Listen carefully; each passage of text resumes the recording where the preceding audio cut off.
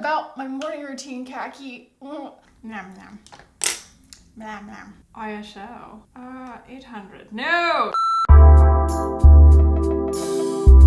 What's up, fam? Welcome back. Today, I am doing a video that I've been wanting to share with you guys and trying to figure out how to package it. We're going to be doing what I call a self-care night routine, but I want it to not be two very distinct things. It is not going to be the old influencer video where I film myself waking up or going to bed with a full face of makeup on and pretending that my life is perfect. That's not what's going to happen here. And secondly, this is not going to be a video where I run down a bunch of products that I think that you need to buy in order to be just like me. This is my every evening self-care routine because I think that evenings and mornings are when you have the best opportunity to show yourself self-care. Mental health and the maintenance of mental health, we're just gonna dig right in, y'all. We're just gonna cut straight to the chase. Mental health and the maintenance of mental health is not done in grand gestures. It is done in the small decisions that you make for yourself over the course of every single day. And that's what you either build your mental health with or degrade your mental health with. And we are all guilty of degrading it. Guys, it doesn't mean there's something wrong with you. It doesn't mean that you are broken. The fact is, taking care of yourself is hard. I am going to show you my bedroom and my surroundings when I am falling asleep / waking up in the morning. And I am going to be sharing with you guys some of the products that I love interacting with that help complete my evening and set a tone for myself. But don't just think that I'm telling you that you have to go buy those things. That is not my point. My point is to take inventory of the things that make you happy to interact with, the things that relax you, the things that make your life feel enriched, and the things that you are grateful for, and do more of that.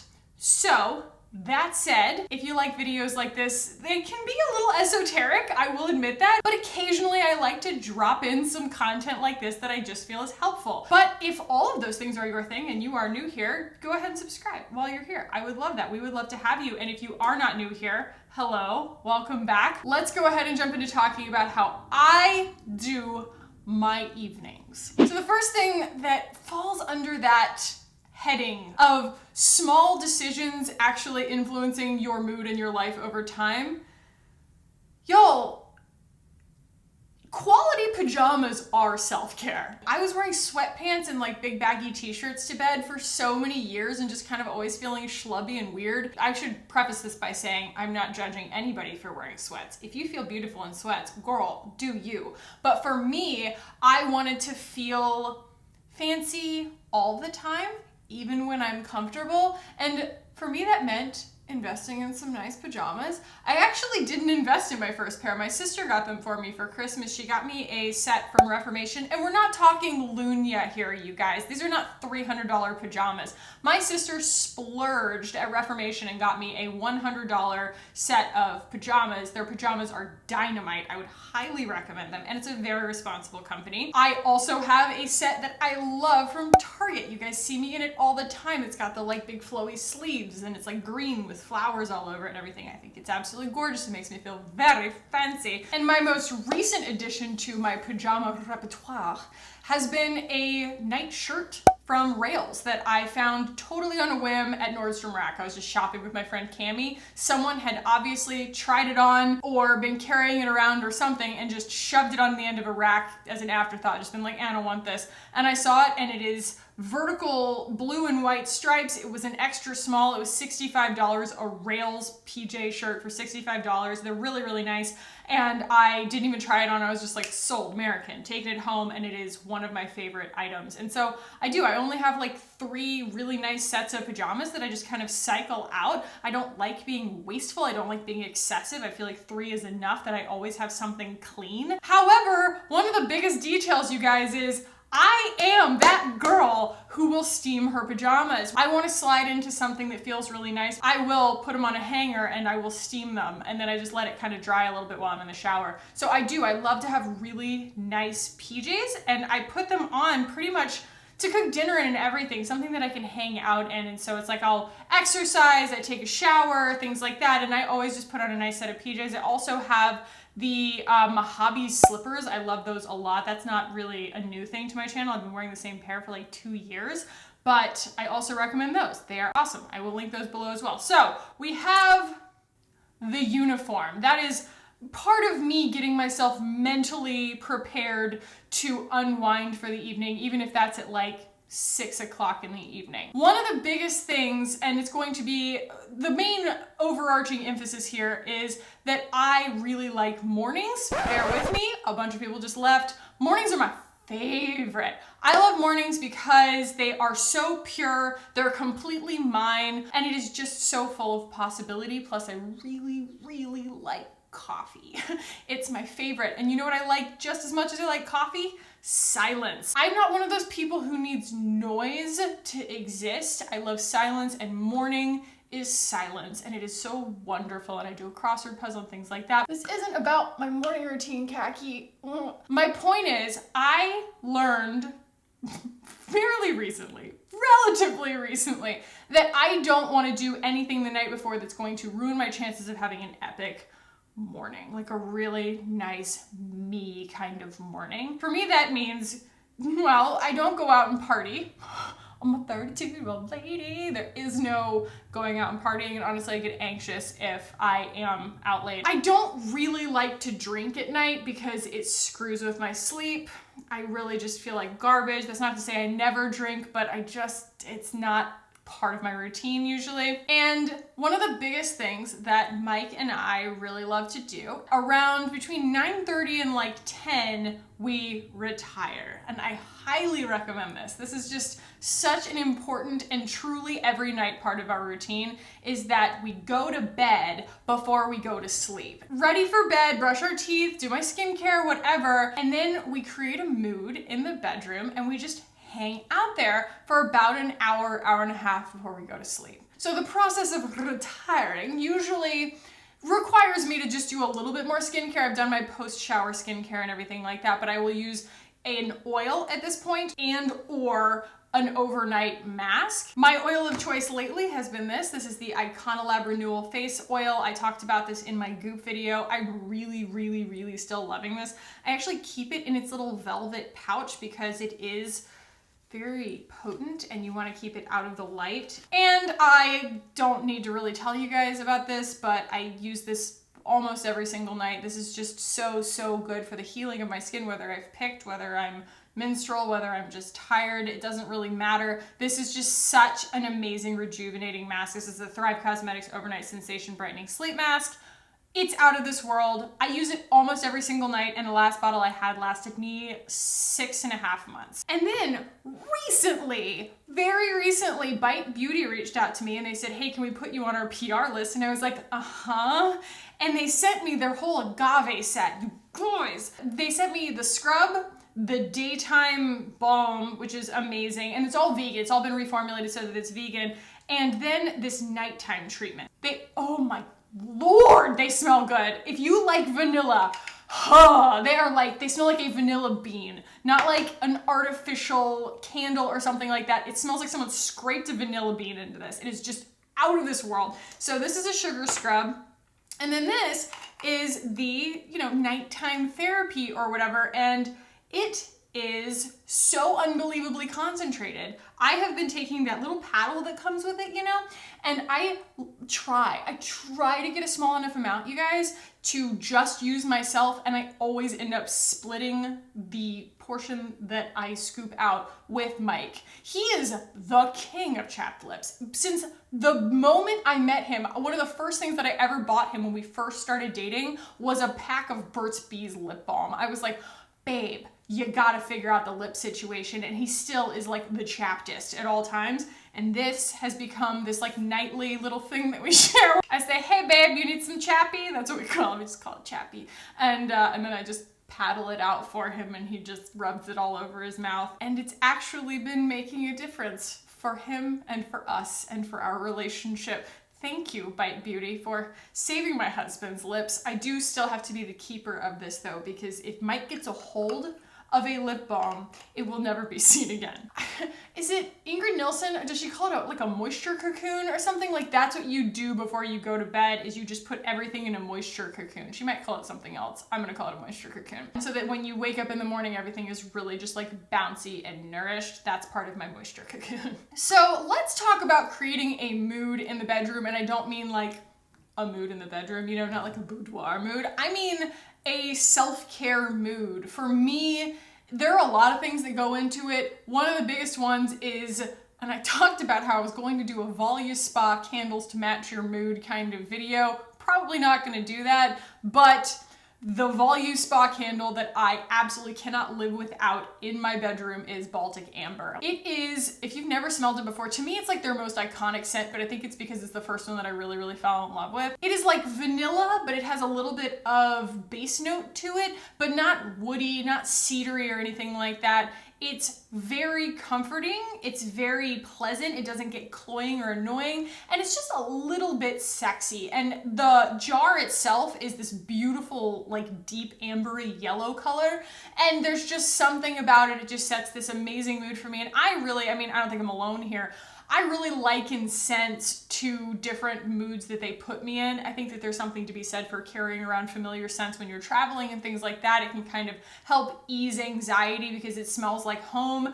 That to me smells like we're about to relax in the bedroom. Like that's just how that smell makes me feel, and that is what I reserve it for too. I also really like my Vitruvi diffuser. I like that I can change the scents out in it. I use essential oils in there. Some of my favorite essential oils to use in there are lemongrass, the regular just orange oil, and Thieves. I just love Thieves during the fall time. It's just a nice spicy sort of smell. And sometimes I will just run it without any essential oil in it and just use it as a humidifier essentially. I also like to lower the lights and just light the lamp next to my bed, or the little, I have like a kind of a light that I made where I took a terrarium and filled it with like tiny fairy lights, and they all just contribute to however I want to feel. It takes 5 minutes, you guys, to get the temperature right, get the lighting right, get the smells right, just nurture your senses before you retire. And that 5 minutes is an investment in how you feel so that you're going to bed less stressed out, which, by the way, all of these things are the last things that you interact with before you close your eyes and dream and start your next day. And so these little tiny gifts to yourself that are going to make the difference in the long run, especially if you make it part of your routine, not just like a special occasion thing. Don't be afraid to burn a candle.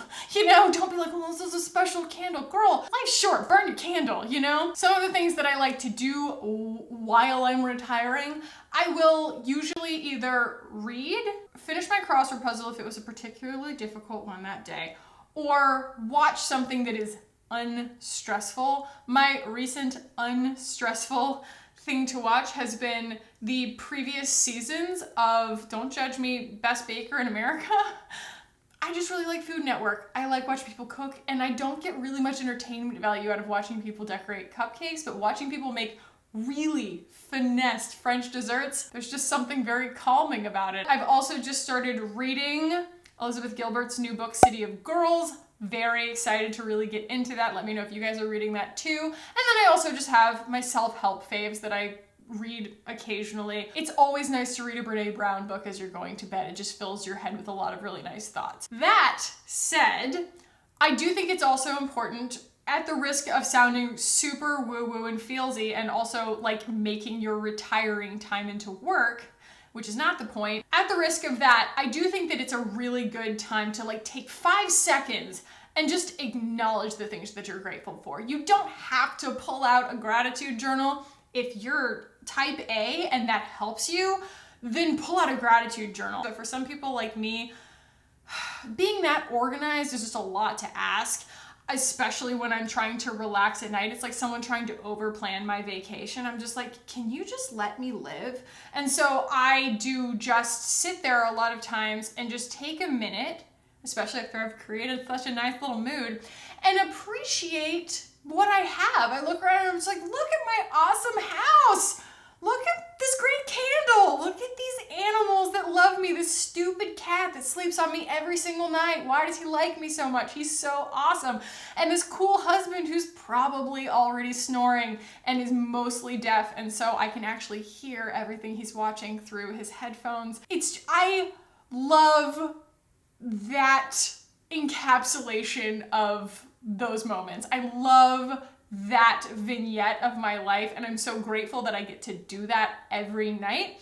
And I'm also grateful that I'm setting myself up for success the next day. I love that feeling of tucking myself into bed, not feeling chaotic in my brain, not feeling like I'm tipsy or coming off of alcohol or anything like that. Again, some people, alcohol like helps you sleep. It doesn't do that for me. It makes me really anxious and it really disrupts my sleep. And so I do take a lot of comfort in not having a busy brain from that kind of thing. By the same token, I'm also not going to be watching Ozarks before I go to bed. I don't want to be thinking about gunshots up until the moment that I close my eyes. You know, that's just not where I'm at. I like to have a little bit of a sense of control over what's entering my brain before I go to sleep. And a lot of people would say stay off of social media. I do think that that's important. I'm not going to be that person who's going to tell you like you are a bad person if you're scrolling Instagram before bed or if you open your phone up as soon as you wake up. I think that it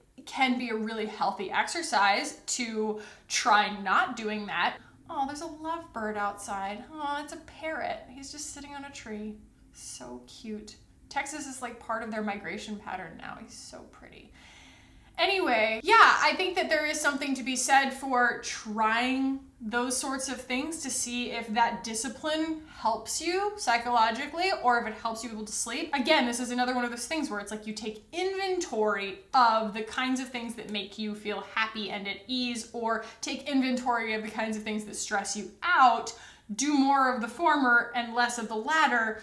And it's not necessarily about my routine. It's about what's going to make you happier in the long run. A few other literal housekeeping tips. If waking up to dirty dishes really stresses you out, make sure that you clean up your dinner from the night before. Make sure that everything looks really nice and ready to like restart in the morning. And I also make my bed in the morning. I did not used to be a bed maker for, I would say, the majority of my life. I was not a bed maker. Something about buying my own house and taking pride in my surroundings so much more because it was mine. I just started becoming a bed maker and it has made such a difference to me. I can't explain it. It's not to say, like I said, that that's everybody's thing, but it's actually made a really big difference for me. Another reason, and I'll never forget this, it was from like a Hannah Hart video from a really literally a really long time ago, like probably 6 or 7 years ago. She was giving tips on like working from home or something. And she's like, I wake up, I make my bed.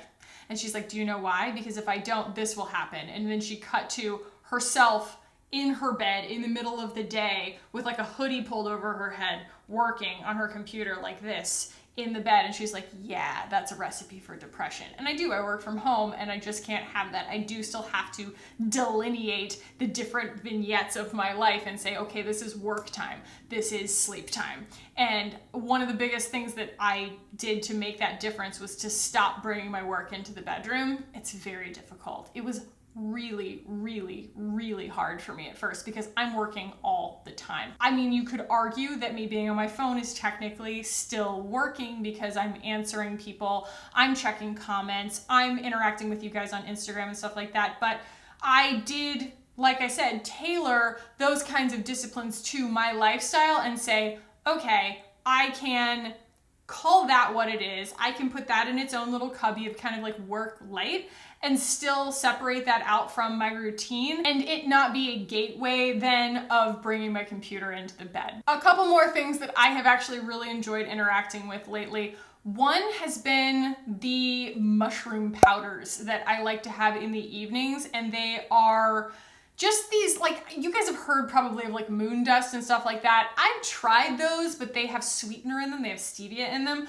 I recently received from Pretty Mushroom, the Pretty Mushroom, Genius Mushroom, and Happy Mushroom. They're all very, very different. One is more of almost like a hot chocolate, and one is like a turmeric, like golden milk latte kind of tea, but they're lovely. If I'm really craving something kind of sweet, or if I'm just needing something to do with my hands, I will heat up some almond milk and just stir in a teaspoon of one of those powders with some maple syrup and just make myself a little treat. It's not a bowl of ice cream and it's not a cocktail. It's just a really, really nice way to relax. There's no caffeine in it or anything like that. And I personally just love a turmeric latte, but the key is to make sure that it never touches your manicure because it will stain your manicure. I do, though, really like those, and I do highly recommend them. They use like the Ayurvedic, ingredients and things like that. They take it very seriously, and I love them because they're not sweetened. I can sweeten them myself, and I'm not allergic to it because the other ones are sweetened with stevia, and it makes me sick. One other cool thing that I have been using lately has been a mulberry silk pillowcase. I was contacted by a company called MYK Silk, and basically it hinges on the logic that many women with ethnic hair have been using for ages and ages, and I'm just, kind of adapting it, is that, silk and satin and things like that, they're not going to wick the moisture from your hair. I am trying to grow my hair out, and so I have been using that, sleeping on that, and I noticed that my hair is just happier in the morning, and so I have been really enjoying that guy. And my final tip, and this really isn't about the actual sleep routine, it's about your day in between. This is for people who have a little bit of trouble sleeping, and maybe you are kind of taking those shortcuts to try and get yourself to sleep, like maybe taking something or drinking something because you do have anxiety around needing to sleep and not being able to. I call it summer camp tired. I mean, not everybody went to summer camp, but like, trust me on this. When you go to like sleepaway camp and you see that they're basically making you sleep in a bunk bed with foam as a mattress, and there's no air conditioning, you're like, really? You're gonna take me out of my creature comforts and I'm expected to sleep under these conditions? Like, this is not gonna work. I'm basically just going to have like 1 week-long panic attack and not get any sleep. And then you realize that you work all day long, like you're just doing stuff. You're just so active and you're engaged with people and you're chowing down and you're just running around and you're just in constant stimulation. There's something for every moment. By the time your head hits the pillow, it is not about the conditions. It is not about the temperature. You are summer camp tired, girl, and you are going to sleep. You could sleep on a piece of plywood. It does not matter. And I know that that doesn't work for everybody, but it is the best sleep I ever have. It's like why I run. It's why I work out so much. And once you're summer camp tired, just try and establish some kind of routine, going to bed at a time that you can maintain, that makes you happy. Not because I said so, just because your circadian rhythm is going to be happier, your body is going to function better. Basically, everything in your body is going to love you back when you start showing it that kind of respect. Your digestion's going to be better. I just know that I used to really throw myself into bed at night. I mean, there were times in college and stuff like that, which I don't shame myself for anymore or anything. But I mean, I would wake up in the middle of the night with all of my clothes on top of the sheets with the lights on because I had passed out drunk. And that's just not a positive habit for me.